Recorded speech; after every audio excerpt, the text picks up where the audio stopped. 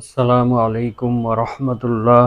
ইন্নাল হামদালিল্লাহ ওয়াসসালাতু ওয়াসসালামু আলা মুহাম্মাদিন ওয়া আলিহি ওয়া আসহাবিহি ওয়া মা ওয়ালা, আম্মা বা'দ। সম্মানিত দর্শক শ্রোতা মুসলিম ভাই ও বোনেরা, মহাগ্রন্থ আল কোরআনের তাফসির বর্ণনা অনুষ্ঠানের আজকের ৭১তম পর্ব নিয়ে উপস্থিত হয়েছি আপনাদের সামনে। আজকে সূরা বাকারার ৬৩ এবং ৬৪ এই দুটি আয়াতের সরল বঙ্গানুবাদ এবং সংক্ষিপ্ত তাফসির বর্ণনা করা হবে ইনশাআল্লাহ। তো আমরা শুরু করছি। আউযু বিল্লাহি মিনাশ শাইতানির রাজিম। বিসমিল্লাহির রহমানির রহিম। বিতাড়িত শয়তানের কুমন্ত্রণা থেকে মহান আল্লাহ তাআলার দরবারে আশ্রয় প্রার্থনা করছি এবং পরম করুণাময় অসীম দয়ালু আল্লাহর নামে শুরু করছি। وَإِذْ أَخَذْنَا مِيثَاقَكُمْ وَرَفَعْنَا فَوْقَكُمُ الطُّورَ خُذُوا مَا آتَيْنَاكُمْ بِقُوَّةٍ وَاذْكُرُوا مَا فِيهِ لَعَلَّكُمْ تَتَّقُونَ ثُمَّ تَوَلَّيْتُمْ مِنْ بَعْدِ ذَلِكَ فَلَوْلَا فَضْلُ اللَّهِ عَلَيْكُمْ وَرَحْمَتُهُ لَكُنْتُمْ مِنَ الْخَاسِرِينَ صدق الله العظيم। সূরা বাকারা আয়াত নম্বর ৬৩ এবং ৬৪। ৬৩ নম্বর আয়াতে মহান আল্লাহ রব্বুল আলামিন ইরশাদ করেন, স্মরণ করো তোমরা সেই সময়ের কথা যখন আমি তোমাদের কাছ থেকে অঙ্গীকার নিয়েছিলাম এবং তোমাদের উপরে তুর পাহাড়কে উত্তোলন করে ধরেছিলাম, আর তোমাদেরকে বলেছিলাম তোমরা গ্রহণ করো, আমি তোমাদেরকে যা দিয়েছি তা অত্যন্ত দৃঢ়ভাবে মজবুতভাবে তোমরা তা গ্রহণ করো। ওয়াজকুরু মা ফিহি, এবং এর মধ্যে যা আছে তা তোমরা স্মরণ রেখে চলবে। লাআল্লাকুম তাত্তাকুন, এতে আশা করা যায় তোমরা মুক্তি লাভ করবে, তোমরা তাকওয়া অর্জন করতে পারবে কিংবা তোমরা মুক্তি লাভ করবে। ৬৪ নম্বর আয়াতে আল্লাহ তাআলা বলেন, সুম্মা তাওয়াল্লাইতুম মিন বা'দি যালিক, এমন একটি ঘটনার পরেও তোমরা মুখ ফিরিয়ে নিয়েছিলে, তোমরা বিমুখী হয়ে গিয়েছিলে। অর্থাৎ এত বড় একটি পাহাড় উত্তোলন করে তোমাদের উপর থেকে যে ওয়াদা নিয়েছিলাম সেই ওয়াদার পরেও তোমরা মুখ ফিরিয়ে নিয়েছিলে। ফালাউলা ফাদলুল্লাহি আলাইকুম ওয়া রাহমাতুহু, যদি তোমাদের উপরে আমার অনুগ্রহ এবং করুণা না থাকতো, লাকুনতুম মিনাল খাসিরিন, তাহলে অবশ্যই তোমরা ধ্বংসপ্রাপ্ত হতে, তোমরা চরমভাবে ক্ষতিগ্রস্ত হয়ে যেতে। এই হচ্ছে আয়াতের সরল বাংলা অনুবাদ। এই দুটি আয়াতে মূসা আলাইহিস সালামের সাথে বনি ইসরাইলের সংগঠিত একটি ঐতিহাসিক ঘটনা তুলে ধরা হয়েছে, যে ইতিহাস পৃথিবীর কোনো ঐতিহাসিক জানত না। আল্লাহ তাআলা মহানবী সাল্লাল্লাহু আলাইহি ওয়াসাল্লামের মাধ্যমে পবিত্র কোরআনে এটি আমাদেরকে জানিয়ে দিয়েছিলেন। সেটা হচ্ছে, যখন মূসা আলাইহিস সালামকে তুর পাহাড়ে তওরাত প্রদান করা হয়েছিল, তখন তিনি এই তওরাত নিয়ে বনি ইসরাইলের কাছে আসলেন এবং এই তওরাতের বিধানগুলো তিনি তাদেরকে দেখাতে লাগলেন এবং শোনাতে লাগলেন। এর হুকুমগুলো কিছুটা কঠোর ছিল, কিন্তু তাদের অবস্থা অনুযায়ী আল্লাহ তাআলা দিয়েছিলেন। বনি ইসরাইলের যে অবস্থা, সেই অবস্থার পরিপ্রেক্ষিতে তাদেরকে একটু কঠোর বিধিবিধান দিয়েছিলেন, কিন্তু এটা তাদের পক্ষে পালন করা সম্ভব ছিল। এই সম্পর্কে প্রথম তারা একথাই বলেছিল যে, যখন স্বয়ং আল্লাহ তাআলা আমাদেরকে বলে দিবেন, আল্লাহ যদি নিজে আমাদেরকে বলে দেন যে এটা আমার কিতাব, এই হুকুমগুলো আমার হুকুম, তাহলেই আমরা এটা মেনে নেব। তো এই ঘটনাটা কিন্তু পূর্বে চলে গিয়েছে। সেটা হলো ৭০ জন লোককে তারা নির্বাচন করলো, নেতৃস্থানীয় লোক। তারা তুর পর্বতে মূসা আলাইহিস সালামের সাথে গিয়ে সেখানে আল্লাহ তাআলার কথা তাদের নিজের কানে শুনেছিল।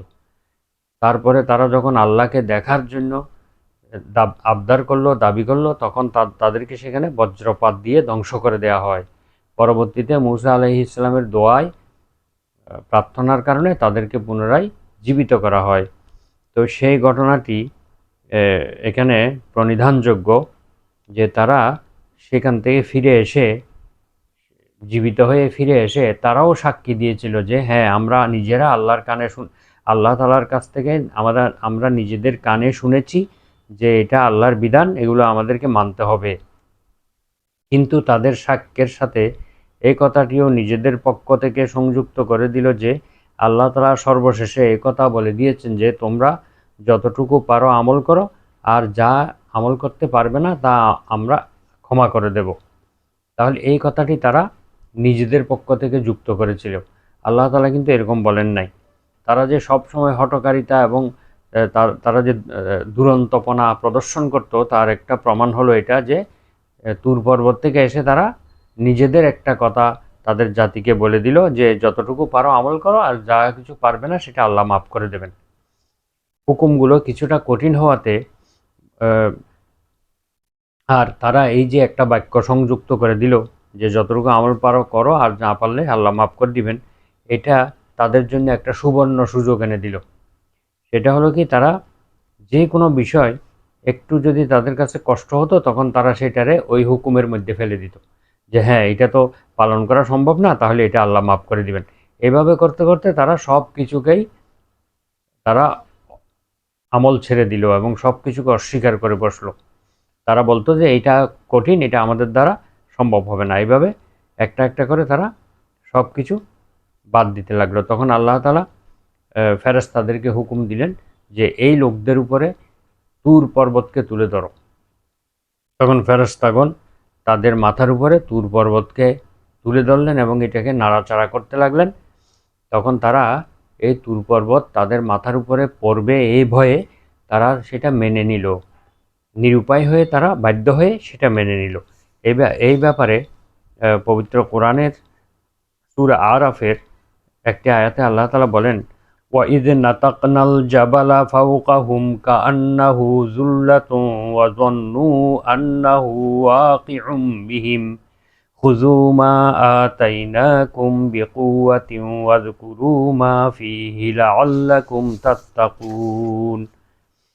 সূরা আরাফের 171 নম্বর আয়াতে আল্লাহ বলেন, যখন আমি বনী ইসরায়েলের উপর পাহাড়কে তুলে ধরলাম, ওটা ছিল একটি ছায়ার মতো। পাহাড়টাকে একটি ছায়ার মতো করে, শামিয়ানার মতো করে তাদের মাথার উপরে তুলে ধরলেন। তারা তখন মনে করেছিল যে এই পাহাড়টি তাদের উপর পড়ে যাবে। তখনই আমি তাদেরকে বলেছিলাম, তোমাদেরকে যা দিয়েছি তা তোমরা দৃঢ়ভাবে মজবুতভাবে ধারণ করো এবং এর মধ্যে যা আছে তা তোমরা স্মরণ রেখে চলবে। আশা করা যায় যে তোমরা মুক্তি লাভ করবে, তাকওয়ার অধিকারী হবে। ইবনে আব্বাস, মুজাহিদ, আতা, ইকরামা, হাসান বসরি, দহাক, রবি ইবনে আনাস রাদিয়াল্লাহু আনহুম, তারা সবাই এই মত পোষণ করেছেন। এটাই স্পষ্ট, সবচেয়ে স্বচ্ছ তাফসির। আনাস ইবনে আব্বাস রাদিয়াল্লাহু আনহু বলেন যে তুর ওই পাহাড়কে বলা হয় যার উপরে গাছপালা, তৃণলতা ইত্যাদি জন্মে। ইবনে আব্বাস রাদিয়াল্লাহু আনহু হতে আরেকটি হাদিসে বর্ণিত আছে, তারা আনুগত্য স্বীকারে যখন অসম্মত হলো তখন এই পাহাড়টি তাদের উপর উঠিয়ে দেয়া হয় যেন তারা আনুগত্য স্বীকারে বাধ্য হয়। তো আল্লাহ তাআলা বলেন যে তোমরা এই এত বড় একটি ঘটনার পরেও তোমরা আবার মুখ ফিরিয়ে নিয়েছিলে, অর্থাৎ তুর পর্বত দিয়ে তাদেরকে বাধ্য করার পরেও তারা এর থেকে মুখ ফিরিয়ে নিল এবং আল্লাহ তাআলা বলেন যে আমার রহমত এবং অনুগ্রহ তোমাদের উপর যদি না থাকতো তাহলে তোমরা ধ্বংস হয়ে যেতে, তোমরা কখনোই বাঁচতে পারতে না। তো এখানে বলা হয়েছে খুযু বিকুওয়াতিন, খুযু মা আতাইনাকুম, আমি তোমাদেরকে যা দিয়েছি তা তোমরা গ্রহণ করো, বিকুওয়াতিন মানে মজবুতভাবে, শক্তভাবে, দৃঢ়তার সাথে। তো এখানে মা আতাইনাকুম বলতে আমি তোমাদেরকে যা দিয়েছি তা হচ্ছে তওরাত এবং তওরাতের বিধিবিধানকে বোঝানো হয়েছে। বিকুওয়াতিন মানে মজবুতভাবে, শক্তভাবে, অবহেলার সাথে নয়। এটাকে কোনো ঐচ্ছিকভাবে নয়, বরং এটাকে ফরজ হিসেবে, অবশ্য কর্তব্য হিসেবে অবশ্য পালনীয় হিসেবে তোমরা এটা গ্রহণ করো, তাহলেই তোমরা তাকওয়া অর্জন করতে পারবে, জাহান্নাম থেকে মুক্তি পাবে। এখানে একটি সন্দেহের অপসারণ করা দরকার, যা হচ্ছে পবিত্র কোরআনে বলা হয়েছে লা ইকরাহা ফিদ্দীন, ধর্মের ব্যাপারে কোনো জবরদস্তি নেই। তো জবরদস্তি না থাকা সত্ত্বেও আল্লাহ তাআলা কেন তাদের উপরে, মাথার উপরে পাহাড় উত্তোলন করে তাদেরকে জবরদস্তি করে এই তাওরাত কিতাব মানতে বাধ্য করলেন? এর উত্তরে বলা যায় যে জবরদস্তি ঈমান আনার জন্য আল্লাহ তাআলা এই পাহাড় উত্তোলন করেন নাই। তারা ইতপূর্বে স্বেচ্ছায় তারা ইসলাম গ্রহণ করেছিল। ইসলাম গ্রহণ করার পরে যখন আল্লাহর বিধিবিধান কেউ মানতে চায় না বা আল্লাহর বিধানের বিরুদ্ধে বিদ্রোহ করে, তখন তাদের উপরে এইরূপ বাধ্যবাধকতা আরোপ করা, এটা ইসলামের বিধানেও এটা রয়েছে। প্রত্যেক রাষ্ট্রবিদ্রোহীদের শাস্তি সাধারণ দুষ্কৃতকারী এবং অপরাধী থেকে ভিন্ন হয়ে থাকে। যারা রাষ্ট্রদ্রোহী হয় তাদের শাস্তি মৃত্যুদণ্ড হয়। অনুরূপভাবে যারা ইসলাম গ্রহণ করার পরে ইসলামের বিরোধিতা করে বা ইসলামকে অস্বীকার করে, ইসলামকে ত্যাগ করে, তখন তাদের শাস্তি রাষ্ট্রদ্রোহিতার শাস্তি। এই জন্য এই বনী ইসরায়েলদের উপরে পাহাড় উত্তোলন করে আল্লাহ তাআলা তাদেরকে বিধিবিধান মানতে বাধ্য করেছেন। এটি ইসলাম গ্রহণ করার জন্য বাধ্যবাধকতা আরোপ করেন নাই, বরং ইসলাম পরিত্যাগ করার কারণে, ইসলামকে অস্বীকার করার কারণে তাদের উপরে এরূপ বাধ্যবাধকতা আরোপ করা হয়েছিল। প্রত্যেক রাষ্ট্রের তাদের জন্য দুটি পথ থাকে, হয় আনুগত্য স্বীকার, না হয় প্রাণদণ্ড। এই জন্য শরীয়ত অনুযায়ী ইসলাম পরিত্যাগকারীর শাস্তি হলো প্রাণদণ্ড, কিন্তু কুফরির শাস্তি প্রাণদণ্ড নয়। অর্থাৎ কেউ যদি ঈমান না আনে তাকে কিছুই করা যাবে না, কিন্তু ঈমান আনার পরে সে অবশ্যই ইসলামের বিধিবিধানগুলো পালন করতে বাধ্য। সে কোনোভাবে এটা বিরোধিতা করতে পারে না, বিরোধিতা করলে তখন তার শাস্তি হবে। আমরা এই আয়াত থেকে যেই শিক্ষা পাই তা হলো যে বনী ইসরায়েল জাতি অত্যন্ত দুর্দর্শ একটি জাতি ছিল, যাদেরকে আল্লাহ তাআলা বিভিন্নভাবে নিয়ামত দিয়ে ধন্য করেছিলেন, তাদেরকে বহু অপরাধ ক্ষমা করে দিয়েছিলেন, এবং এত অলৌকিক ঘটনাগুলো তাদের স্বচক্ষে দেখার পরেও তারা এগুলোকে অস্বীকার করেছিল। বারবার তারা আল্লাহ তাআলার আইন বিধানকে অমান্য করেছিল। তো এগুলো আমাদের উদ্দেশ্যে, আয়াতগুলো নাজিল করার উদ্দেশ্য হলো আমরা যেন কখনো আল্লাহ তাআলার বিধিবিধানকে অস্বীকার না করি, এবং সেগুলোকে যেন আমরা যথাযথভাবে অত্যন্ত দৃঢ়তার সাথে ফরজ হিসেবে, অবশ্য পালনীয় হিসেবে সেগুলোকে গ্রহণ করি, এবং আমরা যেন আল্লাহ তাআলার বিধিবিধান থেকে কখনো মুখ ফিরিয়ে না নেই। তাহলে আমাদের উপরে আল্লাহর রহমত এবং অনুগ্রহ উঠে যাবে এবং আমরা ক্ষতিগ্রস্তদের অন্তর্ভুক্ত হব। অর্থাৎ এই আয়াতগুলো আমাদের জন্য শিক্ষণীয় হিসেবে আল্লাহ তাআলা এই ঘটনাগুলো আমাদেরকে শোনাচ্ছেন। আল্লাহ তাআলা আমাদেরকে এই আয়াতগুলোকে আমল করার তৌফিক দান করুন। সুবহানাকা আল্লাহুম্মা বিহামদিকা আশহাদু আল্লা ইলাহা ইল্লা আনতা আস্তাগফিরুকা ওয়া আতুবু ইলাইক। আসসালামু আলাইকুম ওয়া রাহমাতুল্লাহ।